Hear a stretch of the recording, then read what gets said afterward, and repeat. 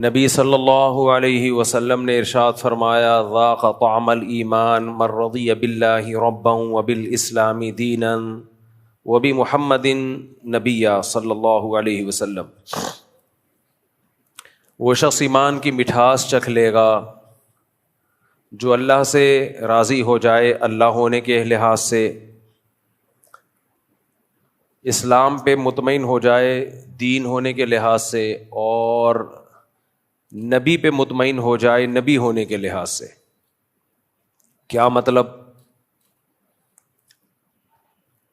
اللہ کو اللہ مان لیں اور مان لیں کہ اللہ کے سامنے کسی کا آرڈر نہیں چلے گا۔ اسلام کو دین مان لیں کہ میرا جو طریقہ حیات ہے، جو دین ہے، جن اصولوں پہ میں نے زندگی گزارنی ہے وہ اسلام ہے، اس کے علاوہ کسی کو فالو نہیں کروں گا میں۔ اور محمد صلی اللہ علیہ وسلم کو نبی مان لے کہ قرآن و سنت کی جو تشریح، اسلام کی دو تشریح پیغمبر صلی اللہ علیہ وسلم کریں گے تو میں نے اپنا رہبر اور رہنما صرف اور صرف محمد صلی اللہ علیہ وسلم کو ماننا ہے۔ آپ کے سوا کوئی نہیں ہے میرا لیڈر، کوئی نہیں ہے میرا رہنما۔ تو نبی نے فرمایا جس نے اپنے اندر یہ جذبہ پیدا کر لیا تو اس کو ایمان کی مٹھاس محسوس ہوگی۔ ایمان کی مٹھاس، اس سے پتہ چلتا ہے کہ ایمان میں ایک لذت ہے، اسلام میں ایک مٹھاس ہے۔ یہ مٹھاس ان لوگوں کو محسوس نہیں ہو سکتی جو آدھے تیتر آدھے بٹیر ہیں۔ کوئی بھی چیز جب آدھی ادھر ہو آدھی ادھر ہو کسی کام کی نہیں ہوتی۔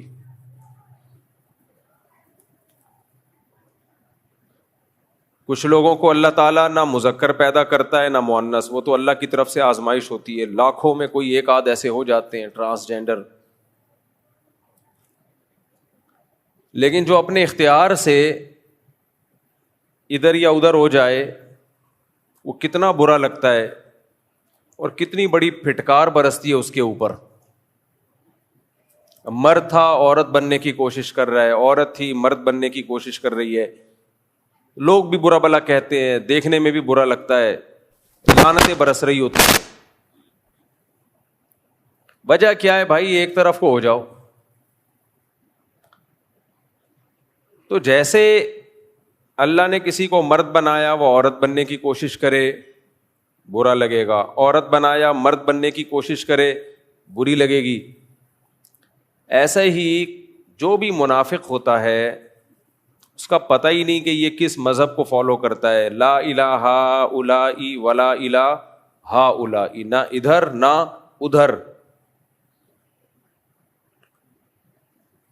جب پیڑے کھانے کا ٹائم آئے تو اسلام، جب قربانی دینے کا ٹائم آئے کلچر کے خلاف، سوسائٹی کے خلاف، تو پھر مغربی دنیا کی باتیں، ان لوگوں کے گیت گانا گن گانا شروع۔ تو ایسا آدمی نہ کسی کو اچھا لگتا ہے اور نہ وہ خود سکون میں ہوتا ہے، خود بھی کبھی بھی ایسا شخص سکون میں نہیں ہو سکتا۔ دو رنگی چھوڑ دے یک رنگ ہو جا، سراسر موم یا پھر سنگ ہو جا۔ ایک طرف کو ہو جاؤ بھائی، ادھر ہو جاؤ یا ادھر ہو جاؤ۔ اب اسلام کے کچھ تعلیمات ہیں جس میں اسلام نے دو اور دو چار کی طرح چیزوں کو کلیئر کر دیا ہے۔ ایک بات خوب اچھی طرح سمجھ لیں، جب سے سوشل میڈیا آزاد ہوا ہے نا، آزاد، اس کے جہاں بہت سارے فائدے ہوئے ہیں بہت سارے نقصانات بھی ہوئے ہیں۔ آزادی اگر کچھ اصولوں اور ضابطوں کے ساتھ ہو تو یہ نعمت ہے، آزادی اگر بے لگام دے دی جائے تو یہ عذاب ہے۔ آپ مجھے ایک بات بتاؤ، بچوں کو ہم آزادی دیتے ہیں، کیا بغیر کسی لگام کے آزاد کر دیتے ہیں یا کوئی لمٹ ہوتی ہے اس کی؟ اگر ہم بچوں کو بالکل آزاد کر دیں کہ جو چاہے کرو، بچے ہمیں بیچ کے کھا جائیں، بچے ہمیں بیچ کے کھا جائیں۔ آپ کہہ سکتے ہو بچہ باپ کو کیسے بیچے گا؟ بھائی وہ نشیوں میں گھومے گا پھرے گا، چرس بھی چیک کر کے دیکھے گا, ہیروئن بھی چیک کر کے دیکھے گا, شراب بھی چیک کر کے دیکھے گا کہ یار دیکھیں تو صحیح کیا ہے. بچہ تو ناسمجھ ہوتا ہے نا, ہوتے ہوتے نشے کی عادت پڑے گی, پھر گھر سے چوریاں کرے گا. ایسے کتنے واقعات ہیں ہمارے علم میں, بچوں نے گھروں سے چوریاں شروع کر دیں, جائیدادیں بکوا دیں باپ کی, جیلوں میں جا رہے ہیں, کیس ہو رہے ہیں, بالآخر سب کچھ باپ کا ختم. میرے پاس تو ایسے ایسے کیس ہیں کہ آپ خون کے آنسو رو, کہ جب سب کچھ ختم ہو گیا تو بچے نے باپ ہی کو جیل بھجوا دیا. اس لیے اولاد کی اگر تربیت نہ ہو, بہت ڈینجرس, بہت خطرناک. یہ ہمارا جو مغربی طبقہ ہے نا, یہ آزادی آزادی کی باتیں کر رہا ہے. بربادی ہے یہ آزادی, یہ آزادی نہیں ہے. لوگ مجھے کہتے ہیں آپ ہر بیان میں مغربی کلچر کو رگڑ دیتے ہو. میں نے جو بھی بیان کیا تھا نا حمیرہ اصغر کے بارے میں, اور میں نے کہا تھا وہاں کی دنیا میں تو یہ واقعات صبح و شام روز ہوتے ہیں, اس پہ بہت سے لوگوں کے کمنٹس آ رہے ہیں کہ ایسا تو نہیں ہے, ہم تو یہاں ہی رہتے ہیں یورپ میں, ہم نے تو نہیں کبھی دیکھا کہ 9 مہینے بعد کسی کی لاش ملی ہو. وہاں تو فوراً پولیس آتی ہے, پولیس خود بوڑھوں کی کیئر کرتی ہے, چیک کرتی ہے لے جا کے, ڈاکٹرز آتے ہیں معائنہ کرتے ہیں.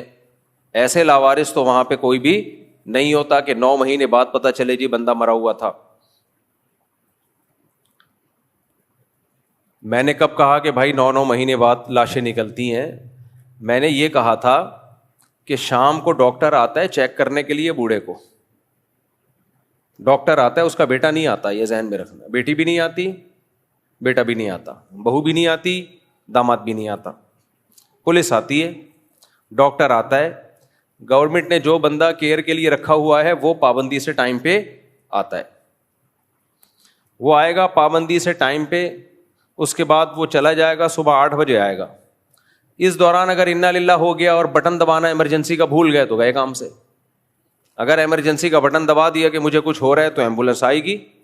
ایمبولینس چلانے والا بھی اس بوڑھے کا نہ چاچا ہوگا, نہ ماموں ہوگا, نہ بیٹا ہوگا, نہ بیٹی, گورنمنٹ ہوگی. تو گورنمنٹ کیئر کرتی ہے. گورنمنٹ کیا کرتی ہے؟ بولو, کیئر کرتی ہے. تو میں نے کب کہا کہ وہ ہماری طرح برے لوگ ہیں؟ گورنمنٹ سارا کام کرتی ہے وہاں پہ. اور پتہ ہے گورنمنٹ کیوں کرتی ہے؟ کوئی اچھی بات نہیں ہے یہ. گورنمنٹ اس لیے کرتی ہے کہ اگر گورنمنٹ بوڑھوں کی کیئر چھوڑ دے نا تو وہ سوسائٹی میں جو بڈھوں کا حشر ہوگا نا, وہ تمہاری سوچ جہاں ختم ہوتی ہے وہاں بڈھوں کا حشر نشر وہاں سے بولو شروع ہوتا ہے. ضرورت ایجاد کی ماں ہے. ہمارے یہاں بھی اولڈ ہاؤس بننا شروع ہو گئے. کیا خیال ہے؟ مجھے بڑا برا لگا تھا کہ یار یہ کیا ہو رہا ہے, ہماری سوسائٹی میں اولڈ ہاؤس کیوں بن رہے ہیں, اولڈ ہوم کیوں بن رہے ہیں. میں نے رابطہ کیا, پتا چلا جی اب ان بوڑھوں کا کیا کریں جن کو اولادوں نے گھروں سے باہر نکال دیا ہے. پہلے اولادیں گھروں سے باہر نہیں نکالتی تھیں,